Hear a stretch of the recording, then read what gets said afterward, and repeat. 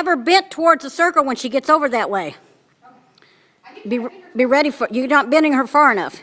Get your hand down to the center. Try to do it with both hands if you can. There you go. Good job.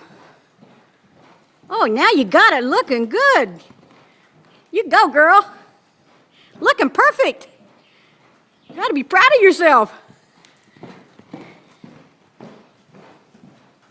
She's cantering. And Katie's not bucking. She's being a very good girl.